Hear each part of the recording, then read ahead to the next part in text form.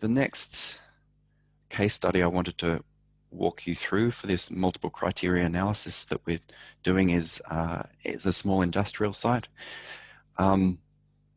So how would you approach getting one of these industrial sites that's an office and basically a storage shed, something like that, light industry? How would that also become a water sensitive development? So let's run this through the tool and we'll see.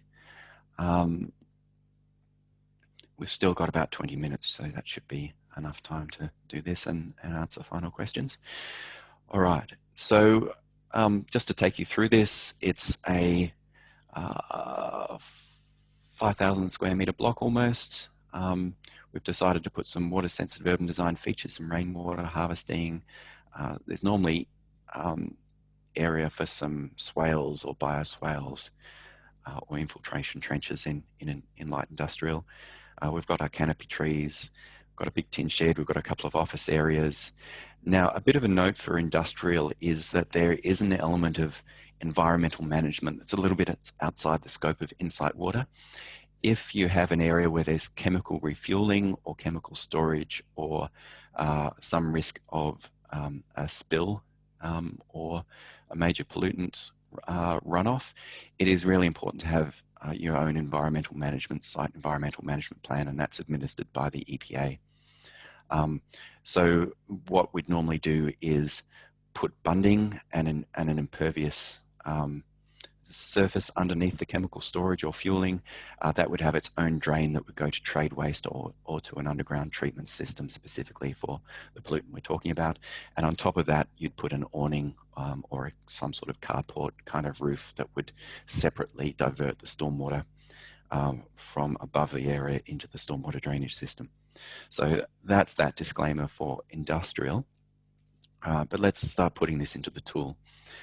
So the InSite Water does work well for commercial, for offices, for apartments, for industrial, for all different building types other than just residential. So I'll do, industrial 2106. All right, so once again, we select our council and this will load all our data. Let's pick on Playford because Playford's a big council. Geographically, we can pick up central, east or west, and that'll pick up the variations in rainfall based on whether you're in the east or the west or not. So site area, we had 4450.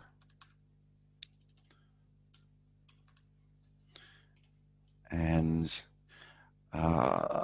we say non-residential development. I will point out that we've actually hard limited the tool to about 5,000 square meters. It's currently locked down. If you do have a site bigger than about 5,000 square meters, it's still probably better to use more advanced software like XP Swim or Music plus Drains to work out your modeling because it has, I guess, more time of concentration effects with the bigger sites. So we've hard locked this one down. So let's just pick a random site from the CBD. Let's just say, wow, there's a lot of solar panels. Well done, Playford. Look at all those solar panels. All right, let's just go to the local industrial area. Pretend it's a development over there. We'll drop a pin here, and we will put our internal areas. So for this site, we have offices. That's about 365 square meters of class 5 offices. 365, and that'll give us, that many people in the building. And on top of that, we've got this big shed here, 2,000 square meters So we'll add that. And we'll call it warehouse. What did I say? 2,300. All right, and that'll give us.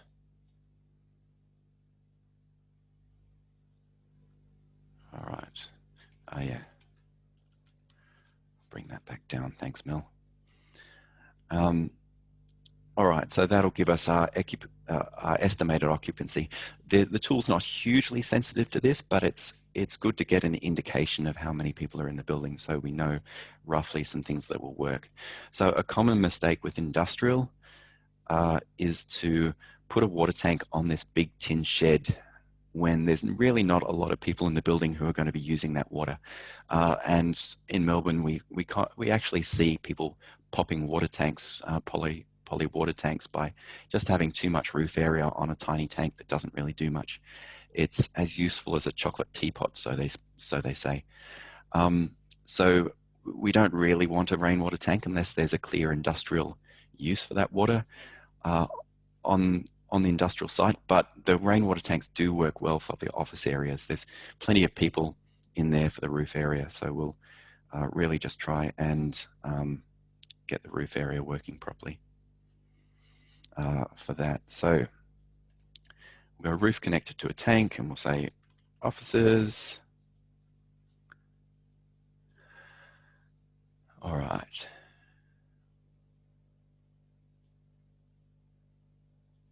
All right, and we'll just add this up here. 365, there's about 10,000 litres in the tank. Sorry, 10,000. All right, then we had our other roof here. So that's 2,500 square meters.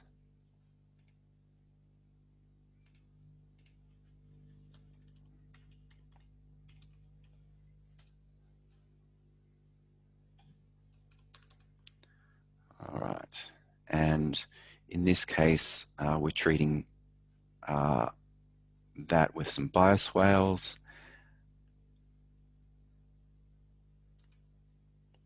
So we go rain garden or swale, and let's just start with about 35 meters of linear swale, or 25. Let's start with 25 and see how that complies. We have other impervious areas of, say, this awning.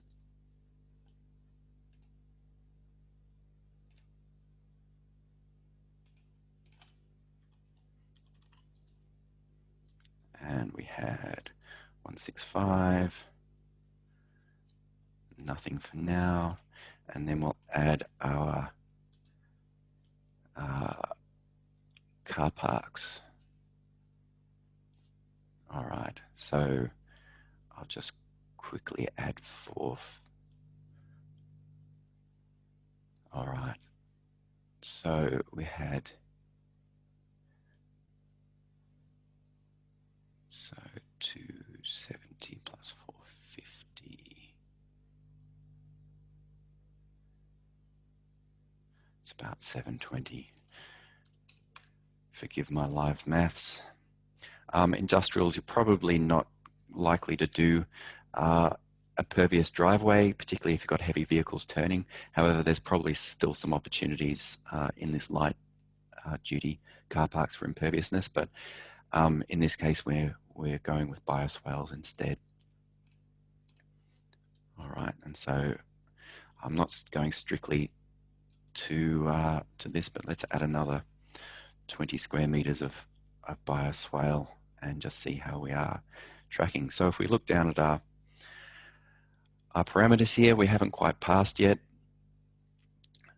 So we go back and try a few different things. So the first thing is we may actually try more of an engineered bioswale, or even an infiltration system like a soakaway to try and get better performance. We can also increase, I guess, the size of these things and just see how that affects outcomes. So by putting some infiltration and increasing the size of the rain garden, we find it starts passing. We might try putting that to a slightly bigger swale as well, and we still find that passes because it's really the roof here that's the key thing. So you get to just iteratively play with the design and optimize it. So we've passed our quality results. Our volume's not quite there. That's a little bit harder without actual infiltration systems, but if we were prepared to infiltrate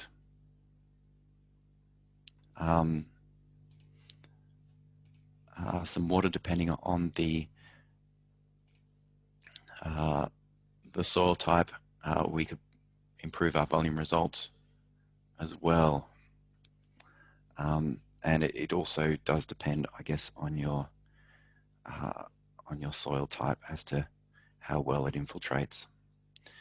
Now, if on a little side note, if you are using infiltration systems, we have a hyperlink in the tool where you can go and find out more about the different systems that we talked about, some basic do's and don'ts. It's got things like the map of soil geology link in there. It's got references to, I guess, more engineering manuals on this. It's got do's and don'ts, specifically don't do infiltration if you've got reactive soils, HD, H1, H1D, etc. It's got your clearance rates from footings if you are using these different soil types, and some just disclaimers and more notes about the different types of systems. So do feel free to point people or have a look at the different guidance built in to the tool. So going back to finishing this project, we haven't yet passed our peak flow results, so we may need some additional storage. Also for our water efficiency, we can get rid of the bath, we can get rid of the washing machine, not applicable. We might have some urinals in there, so we fix those. So no point connecting to laundry, but we might have a larger irrigated area for our water tank, so we can adjust those settings. And finally, we might decide that we don't want to do infiltration, we want OSD instead. And in that case, it's an industrial setting. We think the local drainage system can support a fraction impervious of 0.8. So we select that and we can do the default industrial. So the design storm of 1 in 20 ARI and a post detention requirement of 1 in 20 years as well. So that gives us a residual OSD requirement here of 33 cubic meters.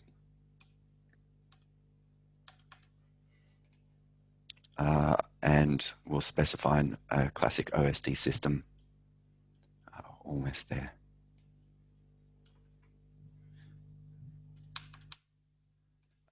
To pass council's OSD requirements. And water efficiency, still not quite there, but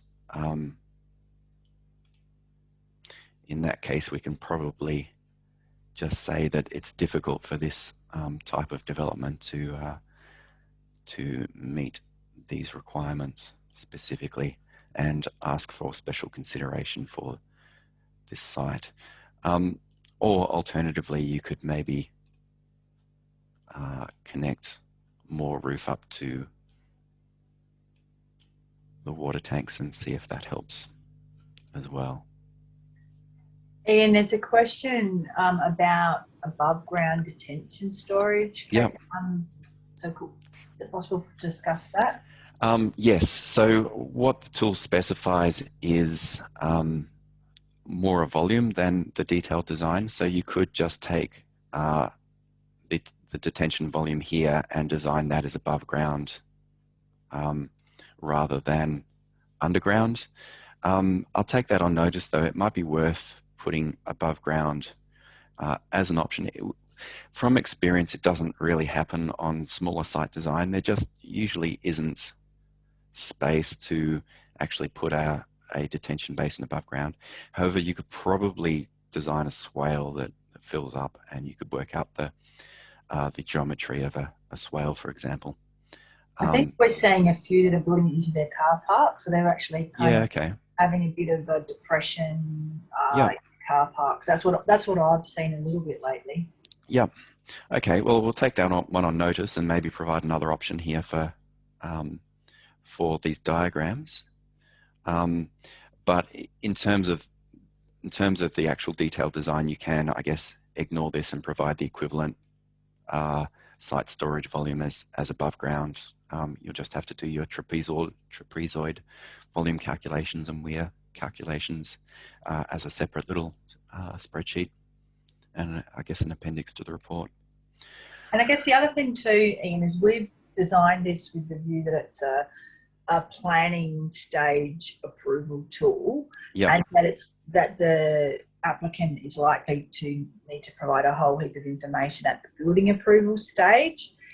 So keen for, again, open up the chat to local government people. That was always our intention, because obviously you would normally require your geotech and some more detailed design.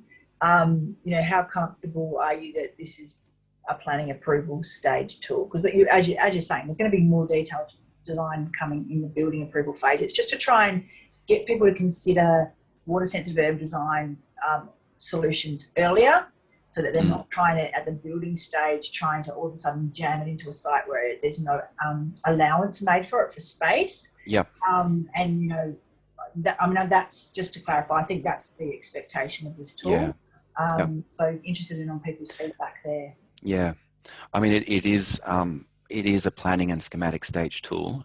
That said, it's extremely useful for engineers if we are given, just OSD or volume retention storage numbers and square meterages of treatments and that sort of thing. We can fairly easily drop that into our drainage diagrams, where along with the pits and the pipes and the things that we normally do.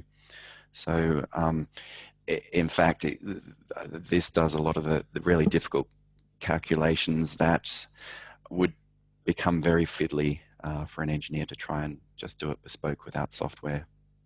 Oh, I see what you mean. So maybe particularly the water quality things, where the organisation at the scale that we're working at is probably unlikely to run music potentially, and then this gives them an alternative way to demonstrate meeting those targets. Yeah. And the report that this comes out of this just becomes, I guess, a design specification for the detailed design phase of the project.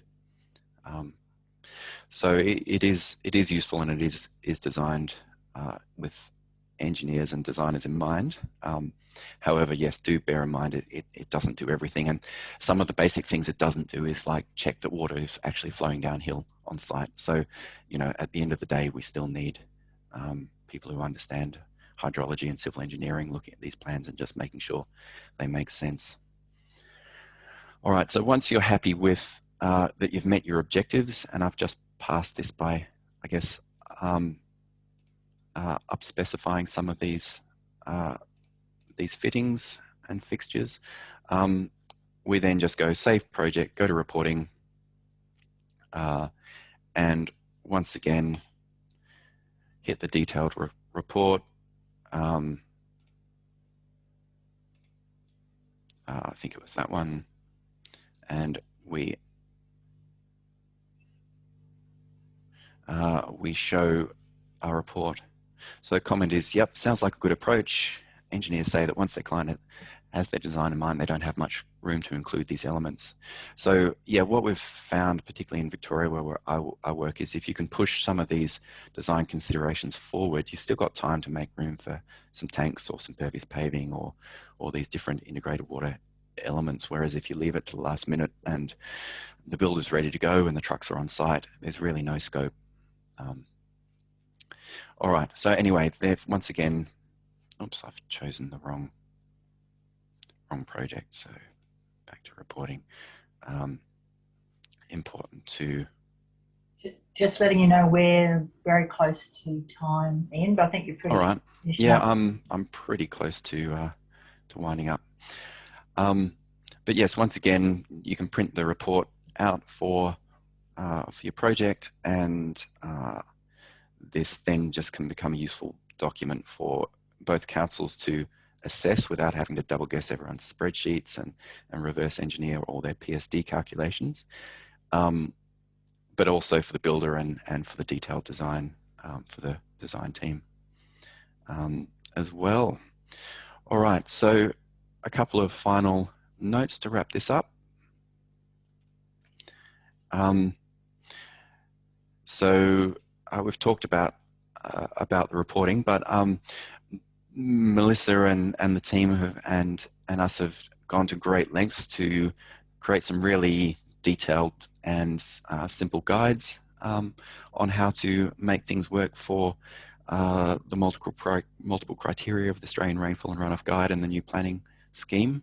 And these are outlined on the web. So do feel free after today to go and have a look and browse through some of these manuals and guides that we've created. Particularly, there's a residential and a non-residential guide. We've got a detailed user manual that goes through a lot of the stuff that I've talked about today. And that's generally it. Do keep in touch. So the main point of call for the South Australian tool is Melissa, and if you're outside of South Australia, feel free to contact myself.